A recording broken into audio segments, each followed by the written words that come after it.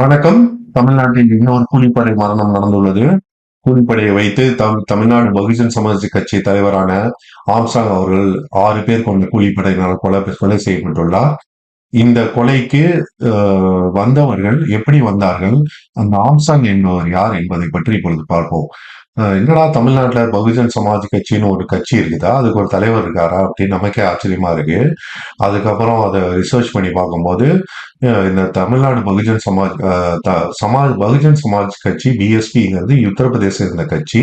அங்க வந்து கன்சிராம் வந்து அந்த கட்சியை வந்து வார்த்தெடுத்தார். அதுக்கப்புறம் வந்து மாயாவதி காலத்துல வந்து தேவ அவங்க வந்து உத்தரப்பிரதேசல வந்து ஆளும் கட்சியாகவே இருந்தார்கள். அப்பொழுது எல்லா மாநிலங்களிலும் ஒரு சில ஓட் பேங்க் இருக்கு.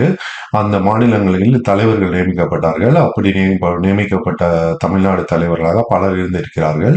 அதுல வந்து ஈவன் இப்போ காங்கிரஸ் கட்சியில இருக்க செல்வ பெருந்தகை வந்து அதுல வந்து பிஎஸ்பியில வந்து ஒரு டயத்துல வந்து இதுவா இருந்திருக்காரு, தலைவரா இருந்திருக்காரு. சோ நம்ம பேசப்படுகிற ஆம்ஸ்ட்ராங் வந்து அந்த கட்சியின் 17 வருடமாக தான் அந்த கட்சியின் தலைவராக இருக்கிறார். இந்த ஆம்ஸ்ட்ராங் என்பவர் படித்த பட்டதாரி, வக்கீலுக்கு படித்திருக்கிறார், வக்கீலாக இருக்கிறார். திருப்பதி யூனிவர்சிட்டியில வந்து இந்த வக்கீல் எல்எல்பி படித்திருக்கிறார். அதுக்கப்புறம் வந்து சின்ன வயசுல இருந்தே பொது வாழ்க்கையிலும் அரசியல் வாழ்க்கையிலும் இருக்கிறார். புரசைவாக்கம் எம்எல்ஏவான ரெங்கநாதனுக்கு உதவியாளராகவும் கொஞ்சம் சிறிது காலமாகவும், அதுக்கப்புறம் வந்து பூவை மூர்த்தி என்கிற புரட்சி பாரதம் கட்சியை சேர்ந்தவர் கொஞ்சம் உதவியாளராகவும் சில காலங்கள் இருந்திருக்கிறார். அதுக்கப்புறம் பிஎஸ்பியின் மாநில தலைவராக இருக்கிறார். பிஎஸ்பி மாநில தலைவராக 17 ஆண்டுகள் இருக்கிறார். இப்பொழுது அவர் தொண்டர்கள், அவரது நண்பர்கள், அவரது கட்சி சாரா அனைத்து தலைவர்களும் அனுதாபம் தெரிவிப்பதை பார்க்கும்போது ஒரு நல்ல சிறந்த அரசியல் கட்சி தலைவராக இருந்திருக்கிறார் என்று சொல்ல தோன்றுகிறது. இது தவிர அவர் கூட பழகிய தடா ரஹீம் பேட்டி கொடுத்திருக்காரு. அவர் என்ன சொல்றாருன்னா, பல பிஎஸ்பிங்கிற தலித் சமுதாய கட்சி தான். நம்ம வந்து ஆம்ஸ்ட்ராங்கோட ட்விட்டர் அக்கௌண்ட்டை பார்க்கும்போது அதுல வந்து நிறைய ஜேபிஎம் தான் ஆரம்பிக்குது. அவர் அம்பேத்கரை வந்து பாராட்டி தான் அவர் வந்து எல்லா போஸ்டுமே போடுறாரு. ஸோ பல தலித் இளைஞர்களுக்கும் ஏழை இளைஞர்களுக்கும் வக்கீலாவதற்கும் வக்கீல் படிவதற்கும் நிறைய உதவிகளை செய்திருக்கிறார் என்பது அவர் மூலியமா அவங்க அறியப்படுகிறது. அது தவிர இந்த கொலைக்கு வந்து வந்தவர்கள் அந்த கூலிப்படையினர் வந்து டெலிவரி பாய் மாதிரி யூனிஃபார்ம் போட்டு வந்திருக்காங்க. இவர் வந்து கொஞ்சம் அரசியல் தலைவர், சமூக வாழ்க்கை கொஞ்சம் உஷாரா தான் இருப்பாரு. இருந்தாலும் அவருக்கு வந்து டெலிவரி பாய் மாதிரி வந்ததுனால 10 பேர் வந்திருக்காங்க. அதுல 4 பேர் வேவு பார்த்துட்டு இருந்திருக்காங்க. ஒரு 3 பேர் வந்து 3 பைக்ல வந்து ஒரு 6 பேர் வந்து சரமாரியாக வெட்டி அவர் கூட இருந்த 2 நண்பர்களையும் வெட்டி சாய்த்திருக்கிறார்கள். இது வந்து எதிர்பாராத சம்பவமாக அவருக்கு இருந்திருக்கிறது. இந்த அதுக்கப்புறம் அவர் தப்பித்து சென்றிருக்கிறார்கள்.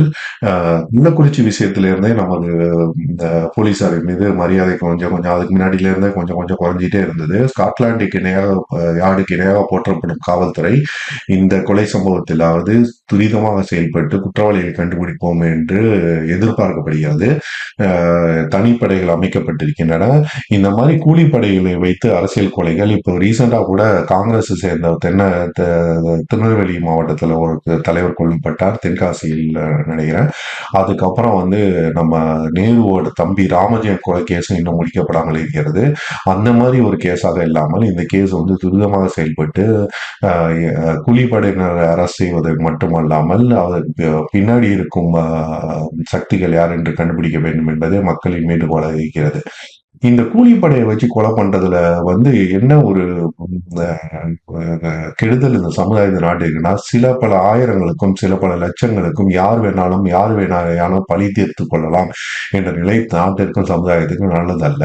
நாளைக்கு வந்து இன்கேஸ் வந்து ஒரு 6 பேர் போய் சரணடைவாங்க கூலிப்படையை சேர்ந்தவங்க, அவங்களுக்கும் இந்த கேஸுக்கும் சம்பந்தமே இருக்காது. அவங்க ஆம்ஸ்ட்ராங் யாருன்னா கூட தெரியாம இருந்திருக்கலாம்.